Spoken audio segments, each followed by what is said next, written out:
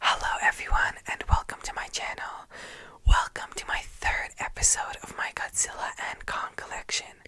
If you haven't seen the first two episodes, I reviewed Godzilla 2014 and Kong Skull Island because previously I had reviewed Godzilla 2019.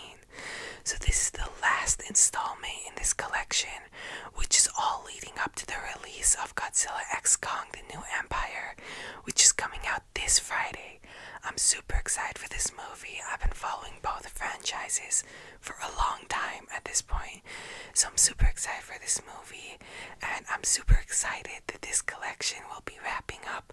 I've had so much fun with it, and if you can't tell already, I am Team Godzilla when it comes to Godzilla vs. Kong, which is the movie we will be reviewing today. And with that being said, it's not that I don't like Kong, it's just that I've always had the tendency to lean towards the side of Godzilla. So please comment down below which team you are on, or if they're equal for you. And without anything further, let's get right into this video. I don't know how well you can see my shirt, but it says Team Godzilla and it has his face in the middle there. So, looking back to before this movie, my expectations for this movie were very high, and that says a lot because I'm a person who usually goes into movies with the lowest of expectations ever, even if it looks like it's gonna be good. That's what I do. Like, no expectations, no disappointments is what I think. So for my expectations to be really high, it's because I was so hyped up for this movie. I was watching all the trailers because I was just like, who's gonna win? Like, I was super excited for this movie. So I was probably expecting it to be like a 7.5 out of 10. And one quick thing before I get into the rest of this video, I can't believe it was already 3 years ago that it came out. That is blowing my mind because it doesn't feel that long ago. So that's just, time is crazy. But now we can get into the storyline of this video, or of this movie. Oh, and of course, as always, there will be spoiler alerts in this video. Spoiler alert, there will be spoilers in this video, especially because I will tell you who wins the fight between Godzilla and Kong later on. So, spoiler alert, but let's get right into it. So now we can start talking about the storyline of this movie. So the movie begins, and the first character they show is this podcaster named Bernie. Now, we don't learn this until later on, but he's at this facility that is run by this organization called Apex, and he has some conspiracy theories that they're doing some shady things over there. So he's trying to get information from their computer, so he's sneaking in, pretending to be some of the workers there. So he's trying to get information from some of the computers, because he thinks they're doing some shady things that might pertain to the Titans.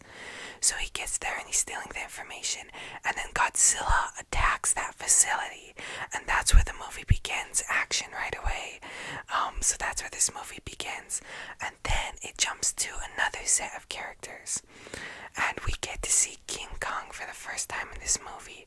And at first you think that, oh, they have him in some jungle, or maybe on Skull Island, because it's all sunny and there's trees everywhere, but there's also the scientists, of course. But then we learn that they have him in this facility, this dome, where they're keeping him in containment over there. So now Eileen is the character we get acquainted with at this part of the movie, and a kid named Gia. Well, right away you find out that Eileen is one of the people studying Kong and trying to keep him safe and trying to keep him in containment. And Gia is this kid who, she has a connection with Kong, and Kong has a connection with her. And of course, because Kong always has a connection with at least one human in the movies, that's his story. So in this movie it's Gia, and it shows that he's finding out that he's not in a jungle, he is in a containment, and they don't know how long they're gonna be able to keep him there. But they're talking about if he ever gets out, Godzilla will come for him, because there can't be two Alpha Titans. Godzilla's always trying to kill the other threat to him. Back in the 2019 movie, Godzilla killed Ghidorah, which is his mortal enemy. First, of course, they have to get cleared with everyone. So this is when our characters get together. Nathan, Gia, Eileen, some of the other corporate people, the daughter of the CEO, which also I'm forgetting her name, but she's not a huge part of the story. So now they have to find a way to transport Kong. So what they do is they drug him, chain him up to a boat, and that's how they're gonna transport him. Now in this movie, he is as big as Godzilla is. So like I think 320 feet, I think is their height. So he's Godzilla's size in this movie. So they're going through the waters, and you know who is going to come for Kong when they're in the waters. Godzilla comes, and we have a very awesome fight scene in the water.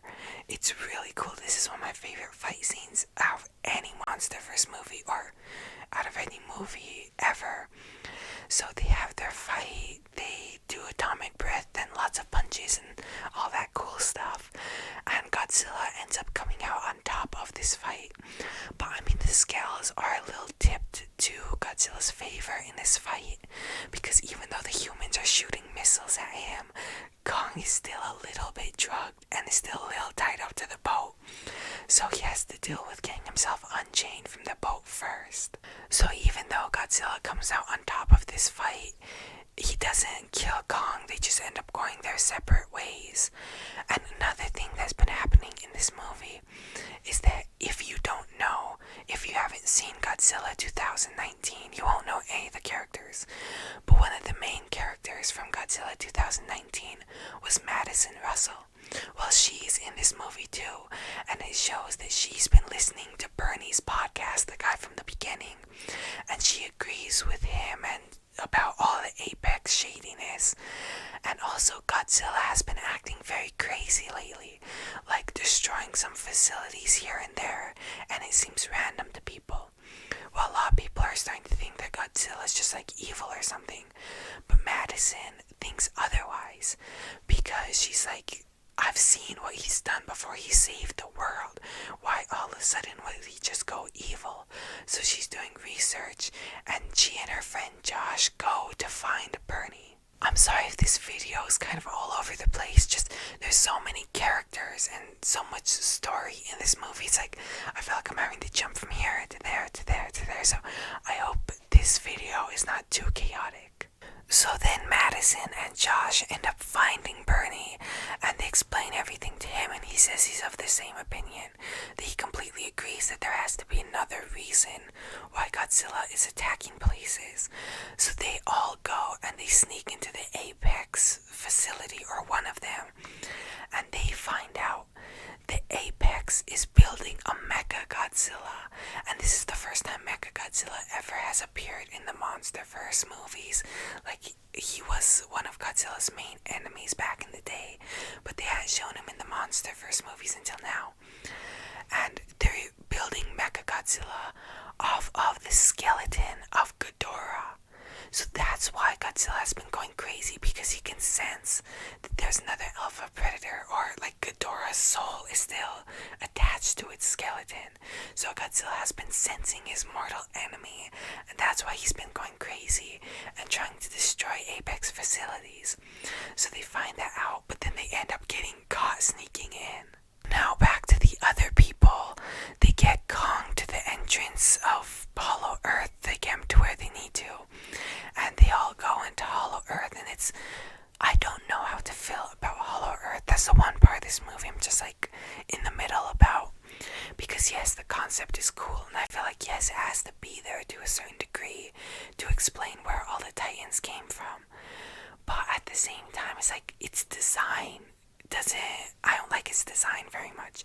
It just looks like a little bit more magical version of Skull Island, which is just like, I feel like they could have made it a little bit better, but that's totally fine. I'm not trying to hate on it or anything. But they get into Hollow Earth, and Kong sees that his people used to rule some of the places there. Like, all of them are dead now, but he sees a throne that belonged to his people.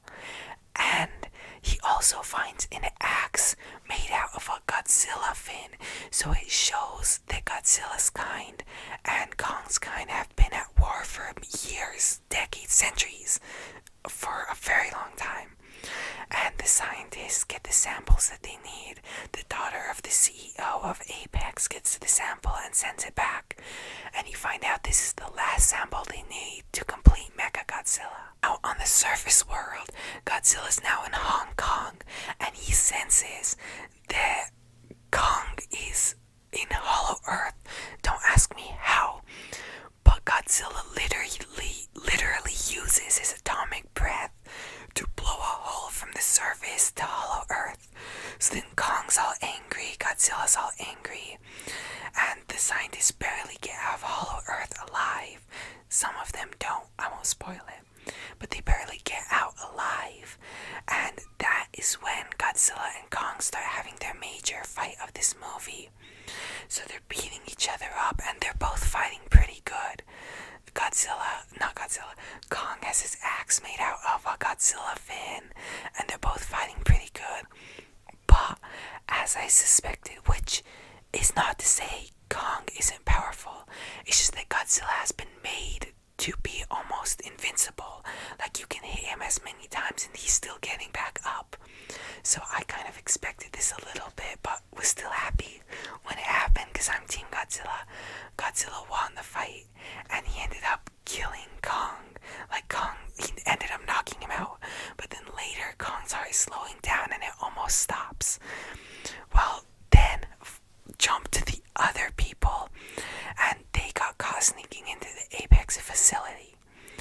And now the CEO of Apex is all talking to them all smug, like this and that. And in the background, you see Mechagodzilla start to move on his own, which those scientists who worked on Apex are just super dumb. Like, you can't put the essence of another Alpha Titan into a robot and expect you to be able to control that robot. So now Ghidorah has control over Mechagodzilla. So it's basically like they just woke up Ghidorah again, but put him in a stronger body than he used to be. So the CEO of Apex gets his comeuppance, and Mechagodzilla ends up killing him. And the other three, they get away. Well, now, because this Apex facility was in Hong Kong already, so now Mechagodzilla / Ghidorah's Ghidorah's brain gets out of this facility, and Godzilla's just on his way back to the ocean. So he sees Mechagodzilla get out. Meanwhile, of course, Kong is dying. So now Mechagodzilla and Godzilla start fighting, which is another good fight. But right away from the beginning, you see that Mechagodzilla is getting the upper hand on Godzilla. Not only does he have so many more weapons and abilities, while Godzilla's already all beat up from his fight with King Kong. Now it jumped to Nathan, Gia, and Eileen. They find a way to jumpstart Kong's heart, so they're able to revive him before he completely dies. So he gets up, and he sees that even though Godzilla was his enemy, he sees that Mechagodzilla is just beating him up like crazy. And he's been like kind of communicating with Gia through sign language, and she tells him like Godzilla needs help. Like Mechagodzilla's gonna kill him and you if you don't go help him, basically. So then Kong goes, and he ends up saving Godzilla's life. So this is like Kong's moment to shine in this movie. He ends up saving Godzilla's life, and for the first time ever, Godzilla and Kong work together to kill Mechagodzilla. Or as much as you can kill a robot, I guess. So now it's all triumph. The human characters are all yippee and alive and everything. And Kong and Godzilla give each other like one last look and then part ways. And that look was like, sorry, thank you, bye. I guess that's kind of what that look was like. They didn't have any fight left in them, and there was no reason to fight each other anymore. So they kind of just gave each other a look and went their separate ways, and the movie ends. So I really love this movie, although I still don't know how I feel about Hollow Earth. I still don't know how much I like that concept, but I mean, I do like it to a certain degree, and it does explain where the Titans come from, so I do like it.